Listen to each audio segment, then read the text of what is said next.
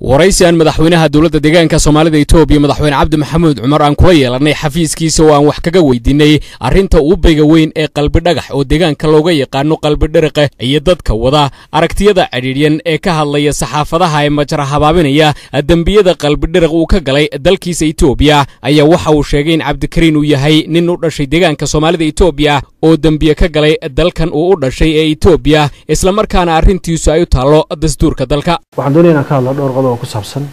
ninka ama xaaladda Cabdi Kariin xaaladda Cabdi Kariin laga hadlayo horta markii baad waxay isweydiin lahayd Cabdi Kariin waayo waa kuma Cabdi Kariin waa nin dawladda deegaanka Soomaalida Itoobiya u dhashay booliska ugu horeeyay deegaanka kamid ah kadib waxa weeyaan dhibaato uu sameeyay iyo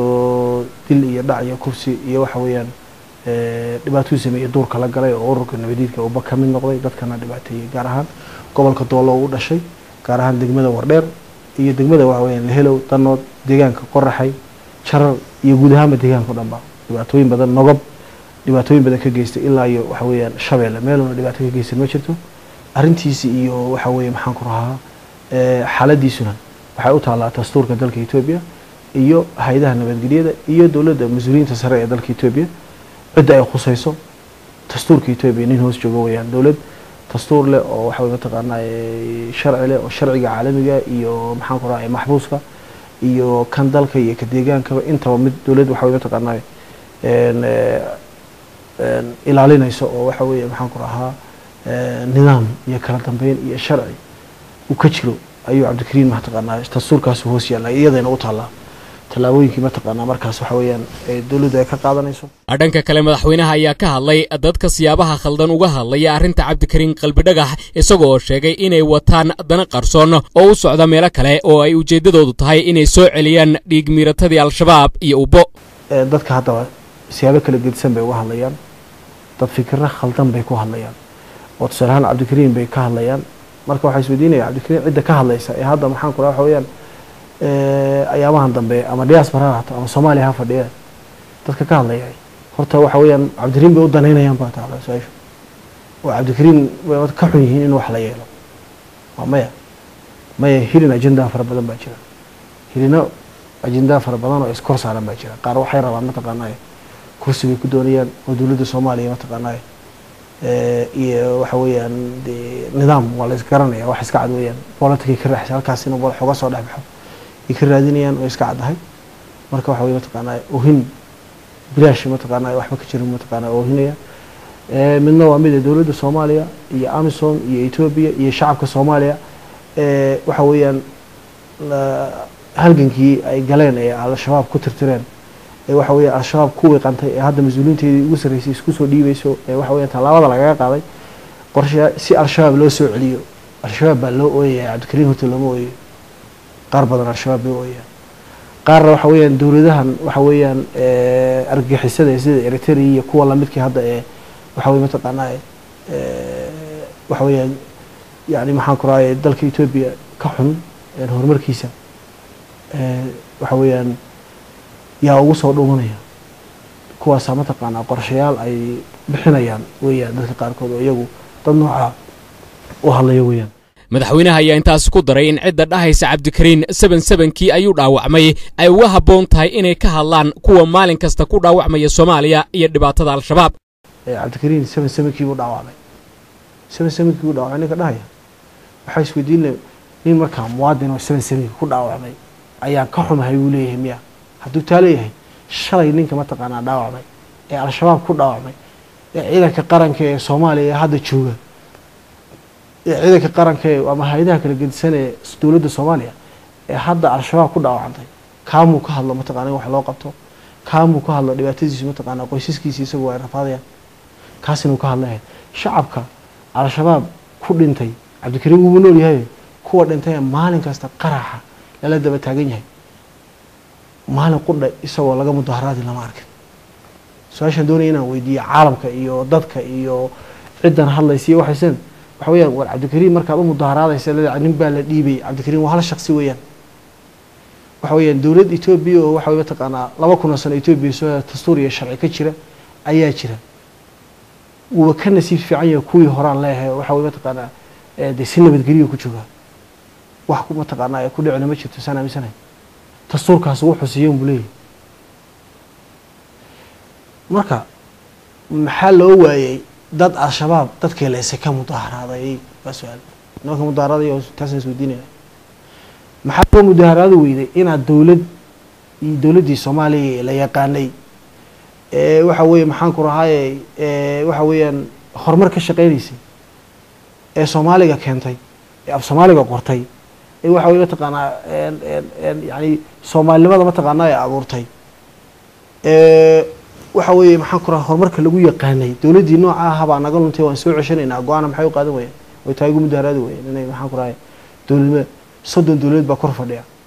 oo waxa weeye taqaanaa amisom la yiraahdo yaa kor fadhiya taa marka intay ka ficil ka qaataan inay iyagu ismaamulaan oo dowlad ma taqaanaa noqdaan oo waxa weeyaan madaxdooda ka dambeeyaan oo is ixtiraamaan madaxduna ay iyaga ixtiraamta la ixtiraamta saasay ixtiraam ku leeyahay laakiin taana ima dhibayso oo adduunyada faraha badan ee kor fadhida Soomaaliya ninka Soomaaliga waxa weeye taqaan Soomaaliya u dhashay inuu waxa weeye maxaan ku rahaayay taa inta ka ficiltabo uu dowlad waxa weeyaan isagu maamulo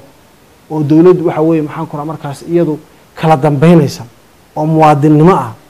inuu helo inuu u mudaharaado waxa weeye maxaan ku rahaayay al-shabaab baa u diidanay al-shabaab iska dulqaado qabyaalad baa u diidanay oo qabyaalad iska dulqaado taas baa inuu ka mudaharaado Cabdikariim maahay ma taqaanaa inuu ka mudaharaado marka taa waxaan leeyahay dib iskugu noqdo waxa weeyaan waxay ka dhigan tahay dadkii al-shabaabta leeynaysay Soomaaliya ku dhintay ardada hay qalin jabinay waxa weeye maxaan ku rahaa ardada iyagoo maanta soo qalin jabiyay oo jaamacadda ka soo qalin jabiyay dadka waxa weeye mataqaanaa safarka ee soo galay iyo safarka baxaya iyo dadka muqaaxida fadhiya hoteelada fadhiya ee socda dadka masaakiinta ee maalin kasta la leynayo maxay idin dhaqan weeyeen oo uga mudaharaad weeyeen ee Muqdisho lagu leynayo ee Soomaaliya lagu leynayo iyagoo tukanaya la leynayo ee masaajidada lagu leynayo ee la dhibaateynayo ee Soomaalida taa kama naxaysan miya kuwa dibadda jooga la hadlaya kuwa gudaha jooga waa la hadlaya taasina ka naxdaan oo ka hadashaan baa laakiin maalin kasta dad baa lagu laayaa Soomaaliya qarax baa maalin kasta ka dhaca taa ma taqaanaa mar ku dhaysagoo laga mudaharaaday oo laga hadlay ma taqaanaa taas ma xaq baa mise waa cadaalad ninka muwaadinka ee aqliga aad ku garatay inaad tiraahdo Cabdikariim baa ma taqaanaa ka mudaharaaday taa maxaad ugu orkeeday indhaha taa ku aragtay dhagaa kan ku maqlayso maxaad u qaadan weyday tan baa taala waa dii ma taqaanaa fikir sax ah oo saliim ah leedahay madaxweynaha ayaa ku tilmaamay dadka deegaanka Soomaalida Itoobiya ku tilmaamaya Soomaali galbeed ay yihiin dadka eegaya goobta ay joogaan oo ah Soomaaliya gaar ahaan Muqdisho dadka dhahaya Soomaali galbeed waa deegaanka Soomaalidu waxa weeyaan Soomaali weeyaan laakiin waa dad Itoobiyana waana deegaan Soomaalida Itoobiya oo waxa weeyaan marka aad sabaad joogto koonfur yani ma taqaanaa koonfur bari ama bariga Itoobiya nahay haddaad Muqdisho naga soo eegto laakiin tii Soomaali galbeed waad dhihi marka taas waa fikirkii shuuciga horta Soomaali galbeed marka la Muqdisho fadhida ama Soomaaliya joogtaan laakiin anaga dii waxa weeye maxaan ku raacay sabab marka aad joogto inaad soo fiirisaa fiicano waxa weeye ma taqaanaa xaqan nahay marka waxay noqonaysaa bariga Itoobiya koonfur bari Itoobiya ama bariga Itoobiya nahay dowladda deegaanka Soomaaliya Itoobiya ee ku taala qaarad ahaan ama khariid ahaan waa koonfur bari Itoobiya ayaa leeyahay laakiin hadda tira Soomaali galbeed waa markaad ma taqaanaa Soomaaliya aad joogtay gadhigan tahay taana ma taqaanaa in saas loo fahmo waa muhiim dhanka kale madaxweynaha ayaa sheegay in xiriirka iyo daris wanaagga ka dhaxeeya Itoobiya iyo Soomaaliya iyo waliba heshiisyo hore oo ay wada galeen madaxdii hore ee dawladda Soomaaliya oo ay ka mid yihiin wasiir Mahad Maxamed Salaad wasiir Maxamed Mursal Jaamac Geelle madaxweynihii Galmudug ee xilligaasi mudane Cabdikariin Xuseen Guuleed iyo dawladda Itoobiya waa dad walaalaha oo jaara Itoobiya marka ma taqaanaa hadda Itoobiya caydana dad Soomaaliyeed cayday horta ogow hadda Itoobiya wax ka sheegtana dad Soomaaliyeed wax ka sheegtay taana ma taqaanaa ilo ogaada loo baahan yahay Itoobiya qoomiyada fara badan isku tagay qoomiga iyo Itoobiya leeyahay marka Itoobiya Soomaaliya xad dheer bay leeyihiin xad dheer ay leeyihiin in 2,000 kilomitir ka badan xadka dheer iskaashi u baahan yahay labada dhinacba nabad wuxuu ku karaa dawladda Soomaaliya iyo dawladda Itoobiya isu kaashada iskaashiguna mutual interest weeyaan labada dhinac inuu ku yimaado muhiim hal dhinac inuu ku yimaado ma Soomaaliya Itoobiya way taageertaa ma taqaanaa Soomaaliya intay karayso way ku dhimatay ciidankeedii baa ma taqaanaa ku dhintay waxa weeye maxaan ku raayay codsigii Soomaaliya iyadoo ka jawaabiso iyo al-shabaab kala halgantay waxa weeyaan maxaan ku raayay dadka Soomaaliya ee qaxootiga ku jooga ee wanaag halkan jooga yaa si fiican ma taqaanaa ugu nool waxa weeyaan way u baxsadeen marka dawladda Soomaaliya hadda jirta Ra'iisul Khayre iyo madaxweyne Farmaajo de shalay bay ahayd markii Ra'iisul Wasaaraha dalka Itoobiya ay waxa weeye ka codsanayeen 114 dhalinyaro oo kuwa dambi Soomaaliya ka soo galay iyo kuwa Itoobiya ka galay isugu jira oo Ra'iisul Wasaaraha dalka Itoobiya mudane Xalimaram Dhasaalay uu amar ku bixiyay in farta laga saaro taa marka waa loo soo cabeynayay waxa la lahaa Ra'iisul Wasaare Khayre iyo madaxweyne Farmaajo shalay waa lagu amaanayay 114 dambiilayaal oo kuwa iyaga dambi ka soo galay kuwa anaga mataqaan anaga galay isugu jira oo dawladda Itoobiya ka galay iyo kuwa waxa weeye marka taa waa lagu amaanayay taastii waxa laga jawaabay wuxuu ahaa xiriirkii labada dawladood u dhaxeeyay ee hore loo saxay ee uu saxay waxa weeye mahad u saxay ee uu wasiir Geela saxay ee uu maxaa ku raacay madaxweyne Cabdikariim u saxay heshiisyadaas ay ahaayeen waxa weeyaan laga jawaabay hadii ka lagu amaanay waxa weeye maxaan ku raacay in la yiraahdo 77 buu Cabdikariim ku dhaawacmay dawmaha kuwa hadda dhaawacmay hal daryeelan leh markaa geesta kale madaxweynaha dawladda deegaanka Soomaalida Itoobiya madaxweyne Cabdi Maxamuud Cumar ayaa weydiiyay xildhibaanada dalka Soomaaliya su'aal ah miyaysan ka haboonayn in mooshin laga soo saaro dhibaatada al-shabaab inta laga doodayo arrinta Cabdikariim kale su'aal baan weydiinayaa in xildhibaanada Soomaaliya lafteeda al-shabaab waxa weeyaan maxaan ku rahaa mooshin ma ka soo saartaan al-shabaab in maxaan ku rahay waxa weeye inta xildhibaanada ka hadlaya hadda Cabdikariim aynaad al-shabaab waxa weeyaan in la qabto oo la dagaalamo mooshin ka soo saartay dhibaatada al-shabaab ay ku hayso dawlad la'aanta Soomaaliya iyo horumar la'aanta shacabka Soomaaliya inaad ka hadashay taa adoo ka hadlay oo cid mataqaanay u raadinaya ama u xaaba urursanaya lama arkin laakiin hadda dan kala adoo leh inaad waxa weeye deegaanka Soomaalida iyo dalka Itoobiya aad wax ka sheegto kuma banaana Itoobiya Soomaaliya cadow kuma aha horumarkeeda rabtaa nabadgelyada rabtaa isku soo wada duuba madaxweynaha ayaa sheegay in dadka ka hadlaya arrinta qalbi dhagax aysan ahayn dadka nabadda jecel ee Soomaaliya ay yihiin haraagi nabadiidka u booyay al-shabaab dawladda Itoobiya cadow Soomaaliya inuu fadhiyo ma ogolo tii Soomaaliya inay ogolaato ma cadow Itoobiya inuu mataqaanay in Itoobiya fadhiyo waliba in mataqaanay loo doodo oo cadow mataqaanay Itoobiya la og yahay oo waxa weeye mataqaanaa urur Itoobiya waxaan ku rahay lagu aqoonsan yahay argagixiso xubin kamida ayaan u mudaharaaday maxaa mataqaanay uu nagu dhimo waayay taastii waa fikradii shuuciga Soomaaliya mataqaanaa Itoobiya hore waan dhihi karaa umana qaadanay in yihiin shacabka Soomaaliya ama dawladda Soomaaliya waxa saatiri laakiin fikir al-shabaab uu yahay waxa saadaya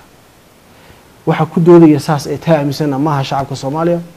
maaha dadka mataqaanaa Soomaalida sharafta leh walaalaha jaarkanahay aan ixtiraamina maaha waa fikir al-shabaab iyo fikir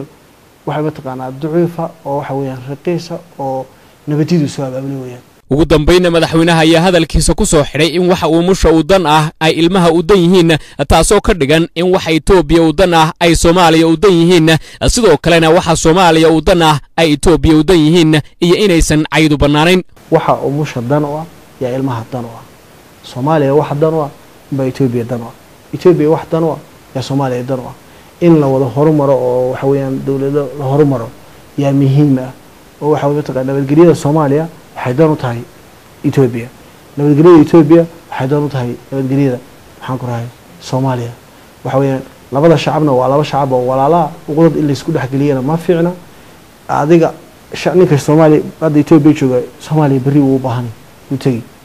ninka jooga waxa weeye maxaan ku rahay Soomaaliyana bari Itoobiya mataqaanaa tagi waxa la yiraahdaa adalada afxumadii nabad way ka geen colaas waxa kaaga qabanayso marka afxumadana mataqaanaa ma fiicna